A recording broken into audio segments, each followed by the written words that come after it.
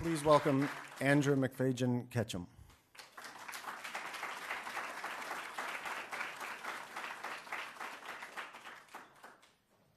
What's going on? Very little, apparently. What's going on? A lot of laughter. Okay, good. So thank you to Sewanee for having me here. I'm from Nashville, Tennessee. Don't really sound like it, though. The more I'm around here, the more I start to sound like I'm from here. And I came here in 1999 for the Tennessee Young Writers Workshop. The last year it was held here, the particular one that I went to. And so and it's a real thrill to be back here after, is that 17 years? 2016 minus 1999, 17 years, okay. And I particularly want to thank some friends who have come. Helen with her 2 kids. I think she might have had to exit with her 2 kids, but there she is. She's back there. She's back there. And then, yeah, my mom and dad are here, so applause. It's the only thing that's going to get applauded in the next 12 minutes. Okay, I'm going to start with, I'm going to read from my book, Ghost Gear. I'm going to start with the word damn and the word God. Who knows what strung those 2 words together on my tongue the summer Chris moved in across the alley? All those long June hours we tiptoed the rusted-out railroad, begging for the vibration of approaching freight, or playing Yahtzee, camped out in the domed tent pitched in his backyard, searching in the numbers for any sign of first light. But my money's on the afternoon I stepped into a mining bee's hive, mid-stride catching a touchdown spiral with time running out, their home woven among the roots of Chris's peach tree. For weeks thereafter, St. Anne's across the street called, "Repent, repent." I, the kid who stormed the neighborhood, an escape of bees, crying countless curses, every inch of my body scorched, a hymnal of God damns tucked between bicep and bird chest. Chris's father poured 2 gallons of gasoline on that construct of whispers, and my father let me watch him drop a lit match into the earth from our high kitchen window. That night, Chris gave me a mason jar of dead miners curled up like wolf spiders swept out from under the couch, and all night I dreamt of the mason's magic, bees rising on invisible spindles in the grass in that pause between time and conflagration. But my mother decided it was Chris, who through the darkness of a few nights later she heard screaming God damns with each strike of the father's leather across the son's back.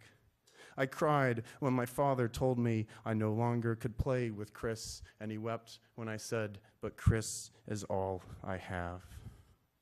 Chris, who caught a carp a day later, his prize strung up by an arm's-thick tree branch through its breathers. Chris, who liked to strum the testicles of his pit bull Rex, mean as hell, chained to a sycamore by the alley between our yards, but when Chris was around, would turn into the sweetest of things.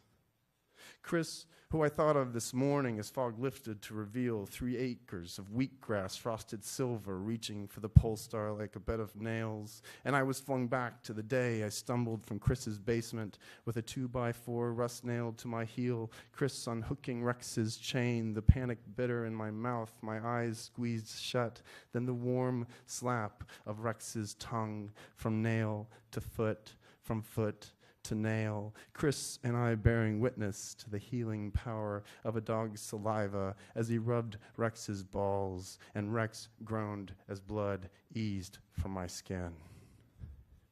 He and his father moved late that fall, chasing factories deep south, and now Chris lives in that place where everything seems true. Some say his father took to Evan Williams. Some say Chris simply became what he already was. And I wish I could say I've run into him in the line at the DMV or at some bar I've come to for the dancing, and there's Chris, stitched into fishnets, neon strobes like moons in his vinyl knee-highs, eyeshadow thick as clay and tire tread. Wish I could say we've laughed over beers and told old stories, slapped one another on the back, and argued over the tab. But Chris's father didn't bother to clean the boning knife sequined from yet another Sunday in Arcabootla Lake. 3 largemouth reserved on their bed of ice, Rex outside howling.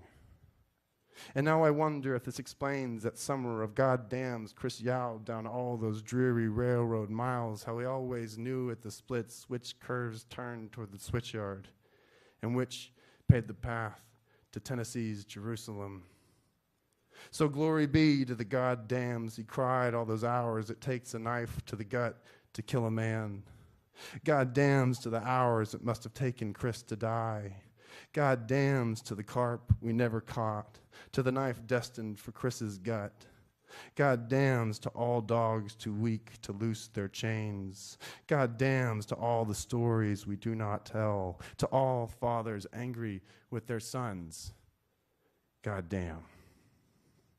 If I could, I'd take Chris in my arms. I'd get down with the grit and linoleum and patch that rift of skin with my tongue. I'd hold the boy drunk between 2 lives. I'd freeze ourselves and wait for the sculptor who fools greatness out of stone. Our 2 bodies draped one into the other.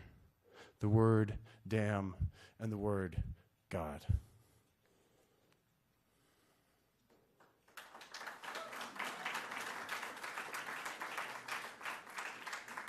I don't know who it was, but I heard that little like, can we do this? And yeah. 2-poem warning. So the next poem is the first poem in the book. It's actually the last poem I wrote for the book. I went to Southern Illinois University, Carbondale, where there's this poet who's amazing named Judy Jordan. And we were working on the manuscript tirelessly, and at one point she said, I said, what do I open with? She said, you should start with a thesis poem, and then I sort of leapt out of my chair and got all upset because you don't use the word thesis in poetry, my God. But she was right. So I put this poem together, and essentially this book has been out for 2 years and 4 months and 7 days, and who's counting? And there's one revision I would make to it, and I'm sure there are more I should. But there's one that I know I need to make, and that is that in this poem I refer to God as Him. Now the reason that I did this, I knew it was a problem at the time. The reason I did this is whenever I changed it to her or to it or to they or whatever, it made you go, what? And then I had a stroke of genius recently and realized I could just call God, God. Works really well. All right. All right, this is singing. What do I know of God but that each winter I thank God for it? No spiderweb snagged in the blue stem, no horseflies at rest in blossoming cones of henbit, no slug trails pinned to the cooled hoods of cars. We are creatures all, stillborn to the language of split pine rails standing in their pickets, ice glazed to bone in every rut, the stealth tracks of jays, a sleepless ideography in the snow. But we are not entirely alone between the mountain ranges. In these hours condemned to darkness, before the sun jars open the face of February and the red flare of Mars grows dim. Just outside my door, the bur oak is wintered full of grackles, hundreds of coin-eyed scuttles ornamenting its branches. Here my breath plumes gray, in the distance brush catches fire. The wind, if you watch, is calligraphy. The stars in winter a weightlessness. The grackles are doors, rasping their flight plans limb to limb. The grackles are doors, some limbed with light, others black. Rising, my arms have long been open. Stepping across these thresholds, I step across these thresholds. Singing, I sing. It's just a simple little edit.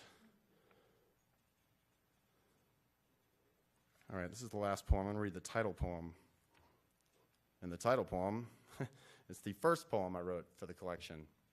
So as I said, I went to Carbondale, and there's this amazing person named Judy Jordan. Does anybody here know Judy Jordan? Yeah? So you know she's like She'll punch you in the face really hard if you don't write a good poem. That explains this. So, I'd been in workshop for about 4 weeks, and the first thing she said when we got to workshop is, if you don't spend 100 hours on a poem, don't even bring it in. And I was like, oh no. I do not know how to do that.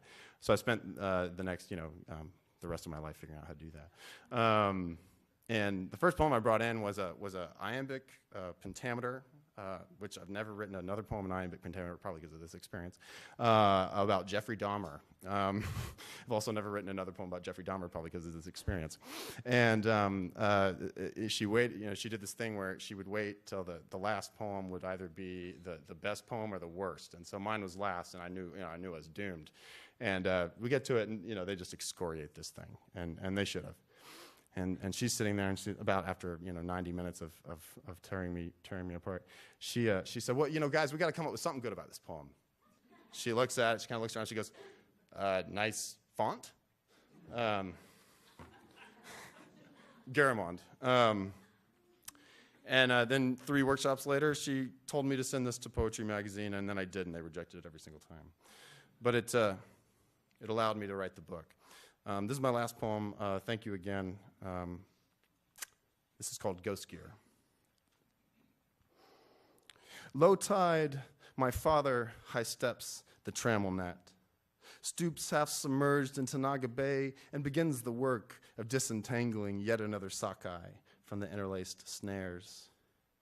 He stands before me now, the same foot shorter he's been the last 20 years. My sister and I, nothing back then but a notion, when my father could hold his breath well over a minute.